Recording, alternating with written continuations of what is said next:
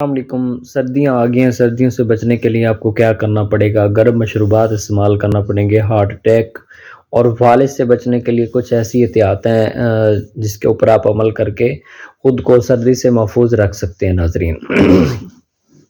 پہلے نمبر ناظرین، جب آپ چائے پکائیں گے اس میں دار چینی کا ایک ٹکڑا چھوڑ دیں، اور جو گرم مشروبات ہیں، کافی ہے، وہ استعمال کریں۔ زیادہ سے زیادہ سبزیاں ہیں ان کا استعمال کریں، کیونکہ سردیوں میں ہم پانی کم پیتے ہیں، ہمیں پیاس نہیں لگتی، پانی کا بھی ایک کمی ہو جاتی ہے، اور خون جس کی وجہ سے جمنا شروع ہو جاتا ہے، اور سردیوں میں خون کی جو نالیاں ہوتی ہیں وہ بھی سکڑ جاتی ہیں، تو جس کی وجہ سے ہارٹ اٹیک کا مسئلہ اور فالج اور یہ مسئلہ آ رہا ہے۔ آپ احتیاط کریں، اور باہر غیر ضروری جو سفر ہے اس سے پرہیز کریں، اپنے بچوں کو محفوظ رکھیں، سر ڈھانپ کے رکھیں۔